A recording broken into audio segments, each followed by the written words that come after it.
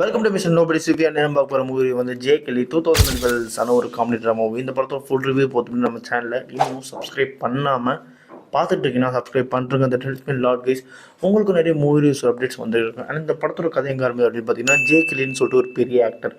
அவர் வந்து லிட்ரலி வந்து ஒரு 30 to 50 இயர்ஸ் வந்து சினிமா ஃபீல்டில் இருந்துட்டு இதுக்கப்புறம் வந்து படம் நடிக்க மாட்டேன் அப்படின்ற ஒரு விஷயத்த சொல்லிட்டாரு.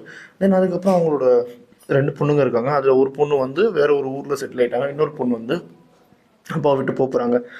லைக் அந்த பாரிஸ் அந்த மாதிரி இடத்துக்கு வந்து ட்ரிப்பு போகிறாங்க அவங்க ஃப்ரெண்ட்ஸோட. ஸோ இவர் வந்து இவரோட வாழ்க்கையில் வந்து சினிமா ஆக்டிங்கை தாண்டி இவரோட பர்சனல் லைஃப்பில் இவர் டைம் ஸ்பெண்ட் பண்ணவே இல்லை. ஸோ அம்மாவும் இறந்துட்டாங்க. ஸோ தனியாக ஒரு சிங்கிள் பேரண்ட் எப்போனா லைக் இப்போ தான் ஓகேங்களா. அப்படி இருக்க அந்த பட்சத்தில் ஒரு ஃபேமிலி கூட ஒரு கம்யூனிகேஷன் இல்லைன்னு சொல்லிட்டு அந்த மனுஷனுக்கு வந்து ரொம்பவே ஏக்கம் இருந்திருக்கு. ஆனால் இப்போ எதுவுமே பண்ண முடியாதுல்ல, போன டைம் எதுவுமே வாங்கிட்டு வர முடியாதுல்ல. ஸோ அப்படி இருக்க அந்த சமயத்தில் அந்த கில்ட்டையே கேரி பண்ணிட்டு தென் அதுக்கப்புறம் தன்னோட லைஃப்பையும் வாழ்ந்துட்டுருக்காரு. அவர் வந்து ஒரு வெளியே டோருக்கு வெளியே லைக் அந்த ஸ்ட்ரீட்ஸு அந்த மாதிரி வீட்டை விட்டு வெளியே போயிட்டாரு. அவரை மாதிரி ஒரு ஃபேமஸ் ஆள் கிடையாது. அதே மாதிரி வீட்டுக்குள்ளே வந்தால் அவரை மாதிரி ஒரு தனிமையாக இருக்கிற ஒரு ஆளும் கிடையாது ஓகேங்களா. இப்படிப்பட்ட ஒரு விஷயம்.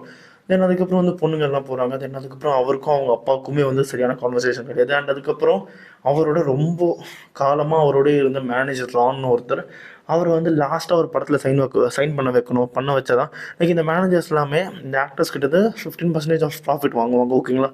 அப்படி இருக்க இந்த பட்சத்தில் ராவன் வந்து இன்னொரு படத்தை சைன் பண்ண வைக்கணும்னு சொல்லிட்டு ரொம்பவே மெனக்கட்டுட்டு இருக்காரு. ஆனால் ஜே கெல்லி வந்து பண்ணவே மாட்டேன்னு ஒத்த கல்ல நிற்கிறாரு. ஸோ அப்படி இருக்க அந்த பட்சத்தில் ஏற்கனவே இதே மாதிரி இன்னொரு கிளைண்ட் இருப்பாங்க. அந்த கிளைண்ட்டுக்கும் நம்ம ரான் தான் வந்து மேனேஜராக இருப்பார். அந்த கிளைண்ட் ரானை வந்து வேலையை விட்டு நீக்கிடுவார். எதுக்கு அப்படின்னு பார்த்தீங்கன்னா, இவங்க வந்து வேலையும் செய்ய மாட்டாங்க ஒழுங்காக, 15% ப்ராஃபிட்டும் வாங்கிப்பாங்க.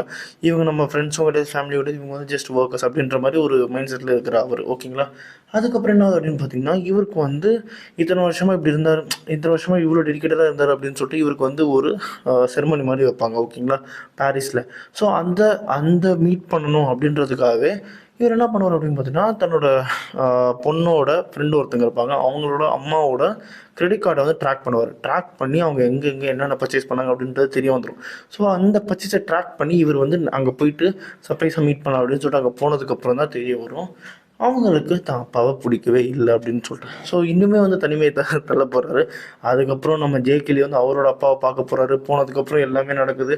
தென் அவர் என்ன பண்ணுறாரு அப்படின்னு பார்த்தீங்கன்னா, இவங்க எல்லாருமே வந்து கடைசியாக ஒரு தடவை மீட் பண்ணி அவரோட அந்த செர்மோனி கூப்பிட்டு வந்து உட்கார வச்சு தான் எவ்வளோ கஷ்டப்பட்டிருக்காரு, எவ்வளோ டெடிக்கேட்டாக இருந்திருக்காரு காட்டணுன்றது தான் அவரோட ஒரே ஏமே. ஆனால் அது நடந்துச்சா இல்லையா அப்படின்றது தான் படத்தில் கதை.